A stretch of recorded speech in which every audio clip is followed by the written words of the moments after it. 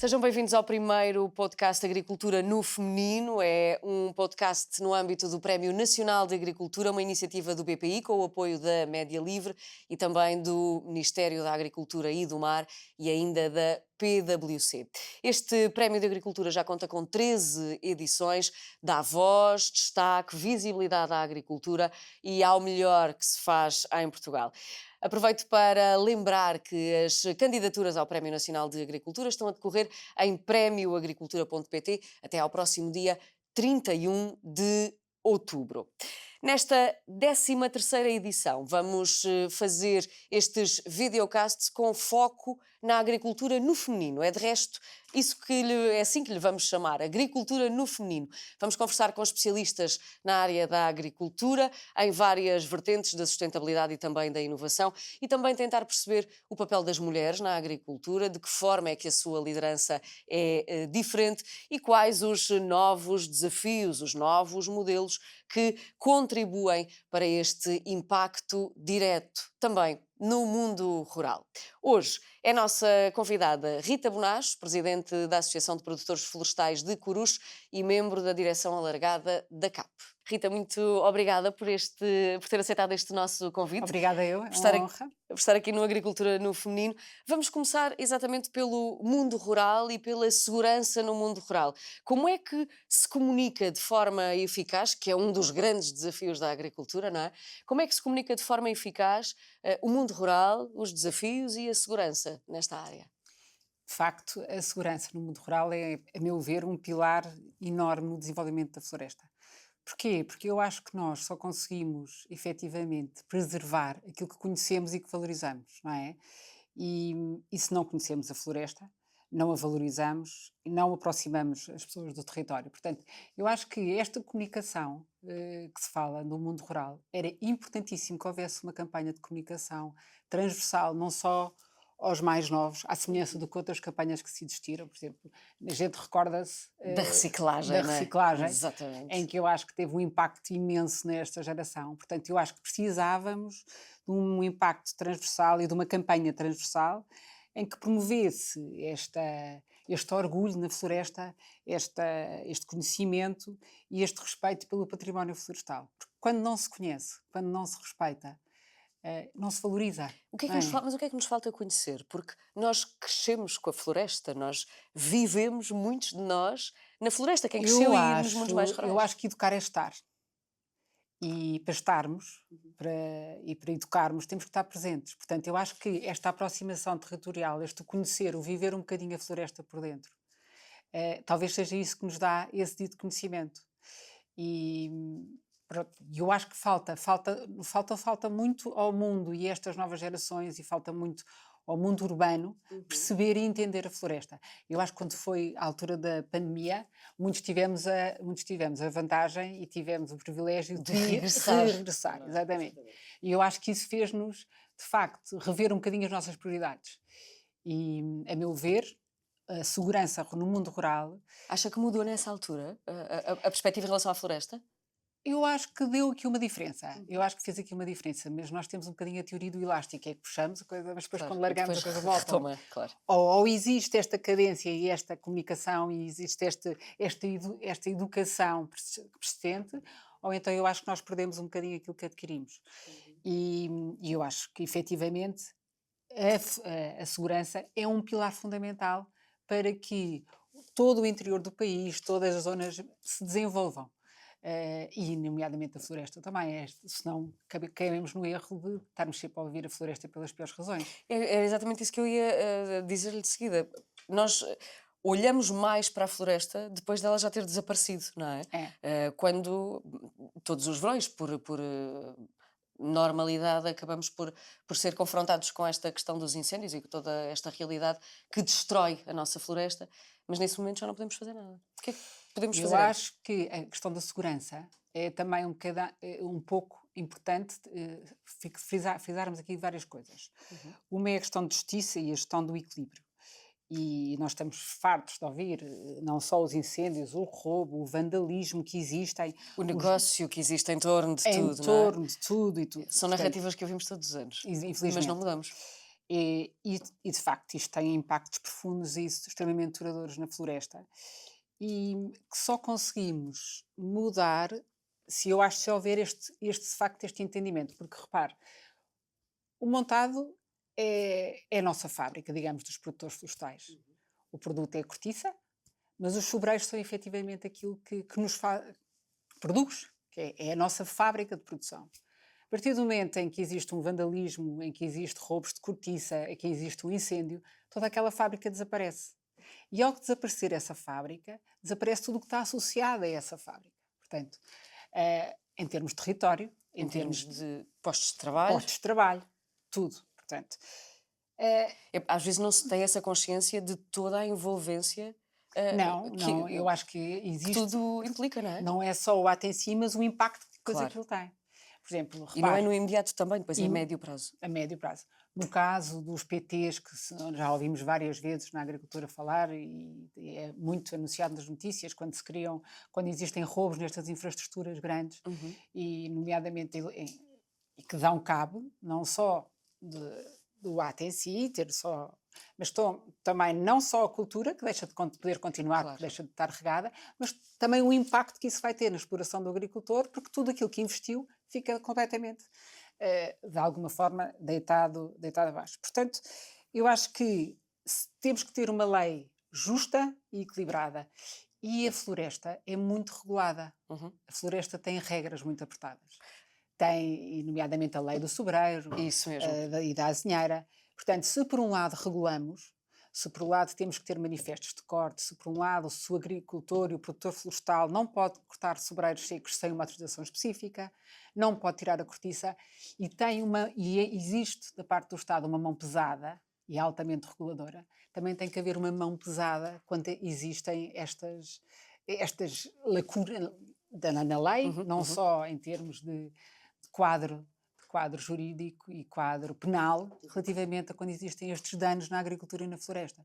Portanto, eu acho que se existe uma mão pesada, é altamente reguladora, também deve existir uma mão pesada em termos de justiça e equilíbrio. Portanto, não se pode permitir que estas pessoas continuamente, e que muitos dos incêndios em Portugal nós sabemos de onde é que vêm, saiam impunes, não é? Portanto, temos que ser, eu acho que tem que ser mesmo duro e pesado, porque o impacto que tem na nossa floresta é brutal. É imenso. Falou de várias espécies e falou também dos regimes jurídicos, completamente Sim. o REJAR, que é muito Sim, denso. exatamente muito denso, mas também de conhecimento dos agricultores. Concretamente, em relação ao eucalipto, que é sempre um ponto de grande discórdia e de grande polémica aqui, de que forma é que o REJAR e estas restrições podem ser adaptadas para garantir uma maior sustentabilidade das fileiras florestais? Digamos que eu acho que não existem árvores, não deveriam existir árvores proibidas. Cada árvore tem o seu lugar e tem a sua rentabilidade. E eu acho que nós precisamos de ter um mosaico florestal adequado ao território. E se não tivermos isso, e se não tivermos essa rentabilidade que nos permite cuidar do montado, porque temos também outros bolos financeiros na nossa exploração que têm outra rentabilidade diferente e que nos permitem, de alguma forma, suportar estes ciclos longos que é da floresta, eu acho que não estamos a fazer um bom trabalho. Eu acho que o Estado devia ser mais liberal na gestão, muito menos político, gerir com estratégia e não ter estes dogmas políticos e esta proibição tão extrema. Acho que fazia muito mais sentido olharmos para o território e analisarmos o território em termos de enquadramento, porque existem áreas que, de facto, se não for o eucalipto... Concretamente? Vemos as áreas lá em cima que arderam e que são áreas extremamente típicas de florestais e vocacionadas para o eucalipto. Agora, devem ser geridas, porque se nós olharmos para os grandes eucaliptais de algumas indústrias, esses não ardem. E porquê? Porque são geridos, não é? Portanto, e depois há a outra questão, é a dimensão económica das explorações. Nós temos áreas em Portugal que não têm dimensão económica para ser extremamente rentáveis. Portanto, deveriam ser criadas condições, e nomeadamente com questões largarmos um bocadinho estes dogmas políticos para que se fossem criadas condições económicas para que essas pessoas pudessem ter rentabilidade. Acha que é por isso, pela questão da sustentabilidade económica, que acabam por não haver incentivos? É uma questão política? Não haver incêndios, porque eu acho que quando o território está gerido, ocupado e vivido, É mais difícil. muito mais difícil, muito mais difícil.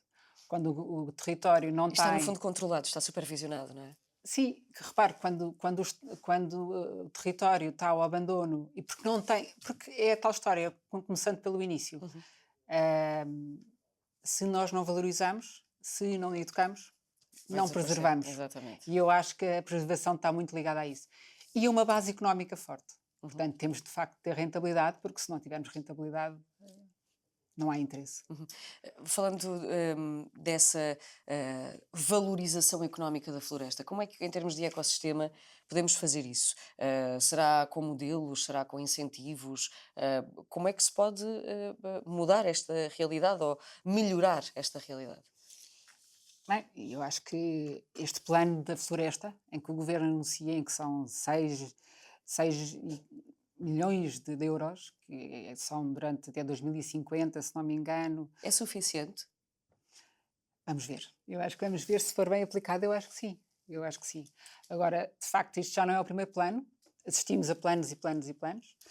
Sim, mas houve aqui este regresso da floresta à agricultura, em termos de orgânica. Eu acho que houve um chamar à mesa a floresta como um pilar Estratégico da agricultura. Vamos ver se Faz é essa ou não. diferença? Faz. Sim, sim, sim. Eu acho que quando o governo lança este plano e quando é tema central a floresta, eu acho que isto é um ótimo sinal. Não podemos desvalorizar, não é?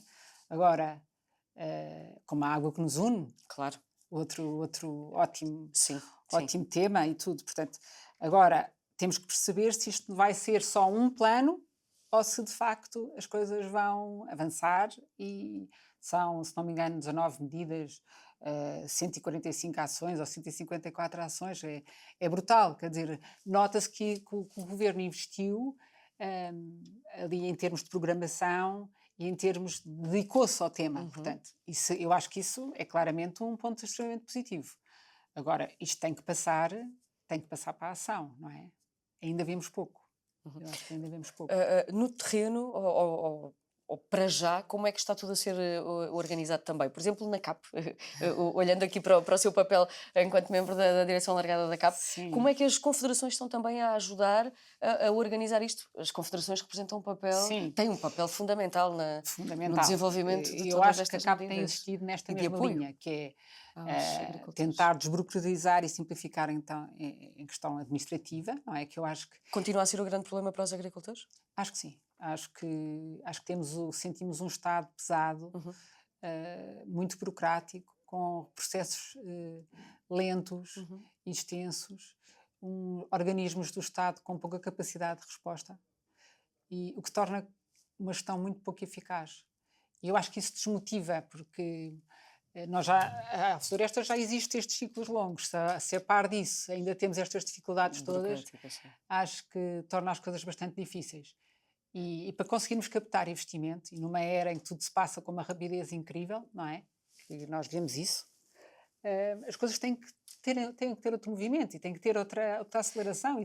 Mas não deixa de ser curioso, exatamente nessa era, como diz, e nesta era em que estamos, em que tudo acontece com imensa rapidez, a agricultura continua com o seu caráter de previsibilidade, com os seus tempos marcados e com o E seu ainda bem que assim tempo, é, não é? com o seu tempo a fazer Ainda acontecer. bem que assim é. E eu acho que quer na agricultura, quer na floresta. Não Certo. podemos Sim, qualquer sim, mudanças nestas áreas, drásticas, sim. qualquer mudanças drásticas, geralmente a gente arrepende-se grandemente.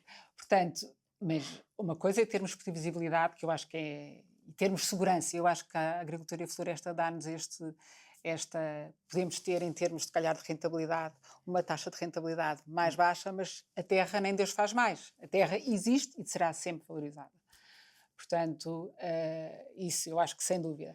Agora, temos que a modernizar e temos que nos adaptar a este novo mundo. E temos N situações em que podemos aproveitar, nomeadamente esta digitalização, Uhum. que pode ser passada para a agricultura e para a floresta, e que eu acho que temos que dar esse passo. Começamos já por aí. A questão das novas tecnologias. De que forma é que podemos aproveitar estas novas tecnologias para, primeiro, modernizar a agricultura, que de resto é um setor já muito modernizado, mas concretamente em relação à inteligência artificial, descarbonização.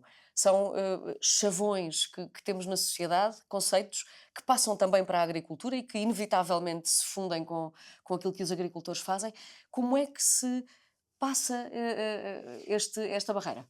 Primeira coisa que eu acho que é importantíssima em qualquer organização é saber utilizar estas ferramentas. Porque nós falamos imenso sobre inteligência artificial, mas o Uhum. que é certo é que isto é, para muitas pessoas e para pessoas de uma geração como a minha, já não temos que aprender a trabalhar, de facto, com isto. Primeiro, Não nascemos nesta não realidade. nascemos nesta realidade, a verdade é essa. E eu acho que passa também para o próprio Estado se adaptar.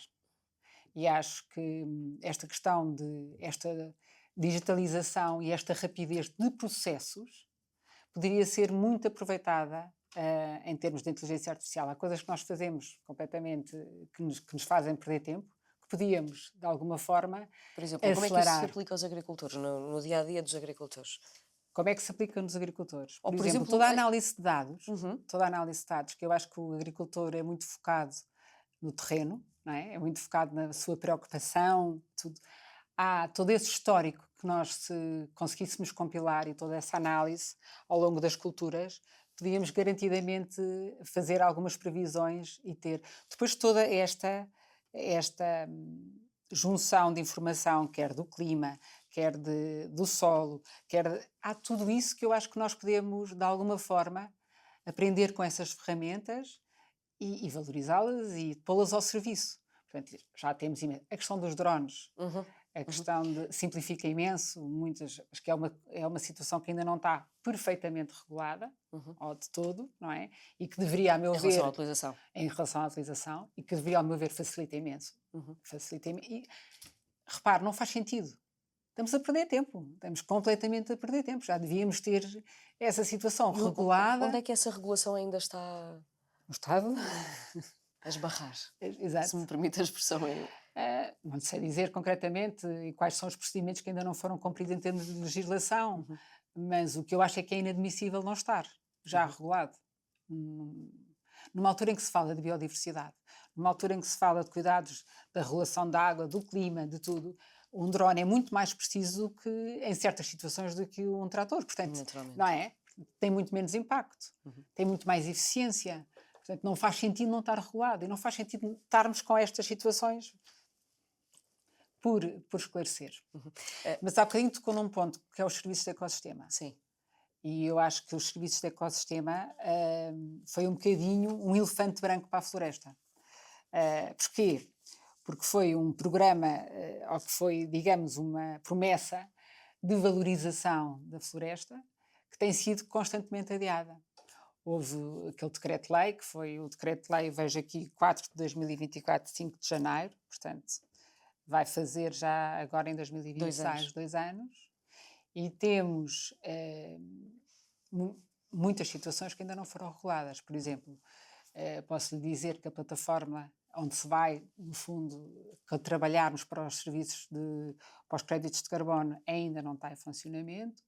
Foi lançada em consulta pública a primeira metodologia que, a meu ver, é um ótimo sinal e não posso deixar de valorizar o facto de ter sido uma metodologia de caráter florestal, que é dedicada às novas plantações, mas, a meu ver, deixa de lado toda a floresta existente e toda a floresta que, no fundo, é a produtiva e que é a base produtiva e ecológica de todo o país. Toda a parte de floresta consolidada, aquela que de facto evita e é semeadora de carbono e é, digamos, o sequestro evitado, toda essa ficou de lado. E acho que poderíamos pensar numa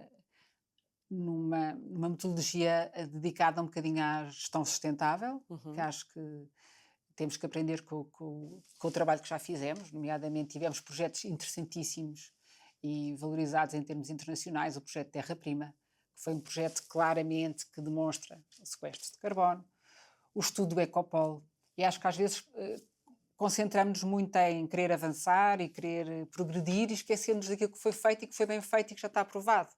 E acho que isso podia-nos, de alguma forma, ajudar a avançarmos com outra rapidez. E acho que isso era... Significa que estamos sempre a recomeçar? Eu acho um bocadinho. E repara, este plano da floresta é É mais outro mais um outro. recomeço, não é? Sim.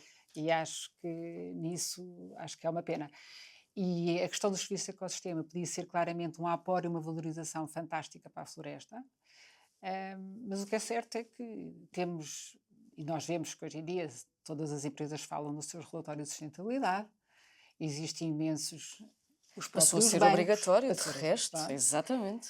Temos os bancos, temos as empresas, temos os escritórios de advogados, todos dedicaram imensos recursos a este departamento, e o que é certo é que no terreno praticamente nada se sentiu.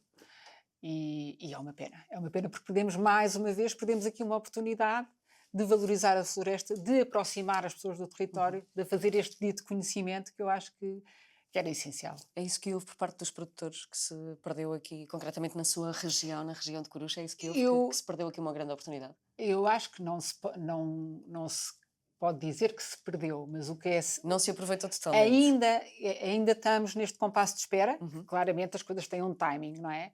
E houve aqui este investimento, isto era tipo uma lufada de ar fresco, afinal passou de uma brisa tímida. Portanto, eu acho que é mais isso, eu acho que é isso que se passa. Há pouco falámos sobre a realidade da pandemia, quando muitos voltaram para o mundo mais rural e acabaram por reencontrar neste espaço mais rural um lugar seguro. A verdade é que muitos acabaram por ficar por lá e temos hoje também o desafio de conseguir gerir toda esta dinâmica entre o espaço agrícola, o espaço rural, a crescente pressão do território. Como é que isto se faz? Ou como é que estamos a fazer desde essa altura da pandemia? Porque tivemos que reorganizar tudo. A realidade que existia até aqui era uma e agora passou a ser outra. Há bocadinho falámos da questão da pandemia. Eu acho que a pandemia fez-nos reorganizar um bocadinho as nossas prioridades. E o facto de muitos de nós, ou de alguma percentagem de pessoas terem regressado ao campo, que eu acho que foi excelente, agora temos que as conseguir fixar, não é? E para isso temos que criar condições. Portanto, e mais uma vez, estas novas tecnologias podiam-nos dar esse aporte e podiam ajudar essa fixação desse território. E, basicamente, eu acho que se conseguíssemos investir para que houvesse no território esta fixação e esta modernização em termos tecnológicos, é inadmissível hoje termos sítios no interior do país em que não existe rede. Quer dizer, hoje, pronto. Eu acho que isso é impensável, não é? Hoje em dia as pessoas trabalham, a internet é quase como, e acesso à rede é quase como água hoje em dia, não é? Portanto, se não começarmos por aí, não é? As pessoas que garantidamente não se fixam ao território. E depois, tem que haver um atrativo, tem que haver um atrativo económico.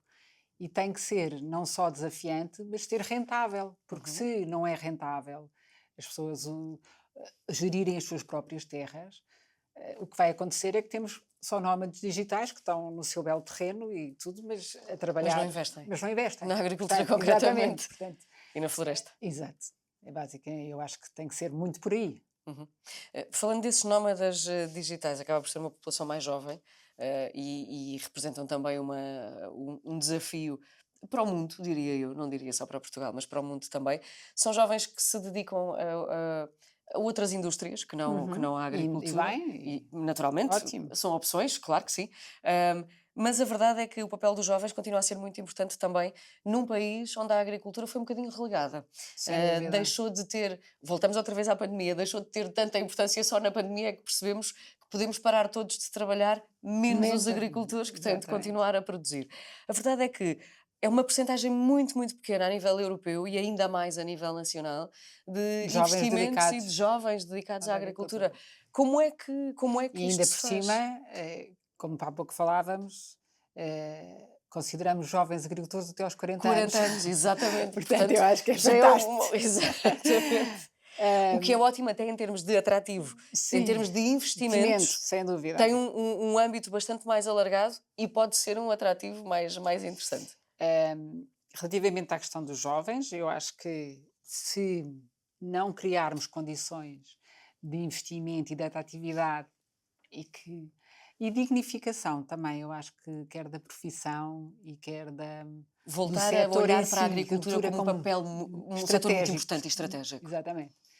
Porque tem que ser de facto valorizado. Por isso é que há pouco começámos pela educação.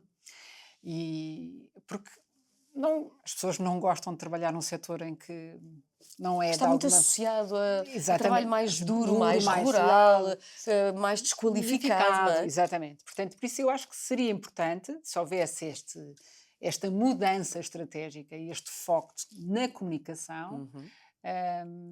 Eu acho que, por exemplo, olhamos para países como, por exemplo, o Brasil, o setor agroflorestal está super vivo e super dinâmico, em que vemos imensa gente nova dedicada à agricultura, mas porque de facto existe aqui uma imagem associada e um investimento associado completamente diferente. Não conseguimos, em Portugal, tornar a agricultura e o setor da floresta, concretamente, sexy e desejável. Olha, o que fizemos com o vinho, está a ver? Temos que o fazer com a floresta. O que fizemos com o vinho, temos que fazer com a floresta. E eu acho que, ainda por cima, estamos numa era em que isso é altamente valorizado. Tudo o que é bem-estar, floresta, saúde mental, está mais que provado que há aqui esta conexão com a natureza, se nos faz lindamente, claro, não é? É porque também... Portanto, estávamos no momento certo para conseguirmos fazer essa mudança. É só pormos os puzzles no sítio, as peças no puzzle no sítio certo. Mas também não nos podemos esquecer daqueles que já trabalham na agricultura e que de facto já não são considerados os jovens, que já têm acima de 40 anos. Temos de continuar a investir também. Que são a nossa base produtiva. Exatamente, e temos de continuar a investir também nessa no modernização e nessa modernização. Exatamente. Mas com a ajuda dos jovens, eu acho que eu acho que uma das grandes desafios que a floresta e que a agricultura enfrenta é essa transferência geracional, não é? E essa transferência geracional também só se dá se houver envolvimento dos jovens e se houvermos a capacidade de passarmos esse conhecimento para os mais novos. Para isso é preciso estar, para isso é preciso educar, é preciso aproximar as pessoas do território, porque senão todo há um conhecimento prático, há um conhecimento de danos, digo de longevidade eu digo de conhecimento, de vivência, não é? Que se perde. E isso eu acho que isso é uma pena, porque na agricultura isso é extremamente importante. E era importantíssimo que conseguíssemos fazer esta transferência. Eu acho que os agricultores deviam ter mais ferramentas de gestão e ter mais formação em gestão. A minha formação é de gestão, não é nada agrícola nem florestal. E eu acho que ajudou-me imenso a encarar nesta minha área, ajudou-me imenso a avaliar e a fazer umas análises que eu acho que são extremamente importantes, porque a agricultura e a floresta são áreas estratégicas, mas empresariais. É isso que eu ia dizer, funcionam como uma empresa, não é? Portanto, há um custo associado e há um benefício associado também. E eu acho que muitas vezes falta essa capacidade de empresário e esta ferramenta de gestão. Acaba por ser gerido de forma mais emocional e menos racional, será isso? Ou até aqui assim? Eu acho que temos aqui um equilíbrio. Agarra-se-nos aos pés, portanto eu acho que os agricultores têm muito esta sensação, mesmo que a cultura esteja perdida, é muito difícil o agricultor abandonar a cultura. A ver, eu produzo arroz, já me aconteceu várias vezes, eu saber que e tenho formação em gestão, portanto saber que economicamente aquilo, mas custa-nos, claro. Porque largar e dizer assim, não, vou largar e vou abandonar. Racionalmente vou ter de optar por outra e essas situações acontecem, e acho que esta formação em gestão e esta formação mais económica era muito importante para os agricultores e para os produtores florestais. Rita Bonocha, obrigada pela Nada. conversa neste Agricultura no Feminino, a nossa primeira convidada neste videocast, Agricultura no Feminino, precisamente, associado ao Prémio Nacional de Agricultura. Lembro que as candidaturas estão a decorrer até dia 31 de outubro em prémioagricultura.pt. Até lá, fique atento ao Jornal Negócios e também ao Correio da Manhã. Vamos partilhar todas as informações sobre esta iniciativa. É lá que pode consultar também nos sites dos jornais, pode consultar também os videocasts que serão lançados ao longo desta edição e que ficarão igualmente disponíveis em prémioagricultura.pt. Obrigada por ter estado desse lado. Até à próxima.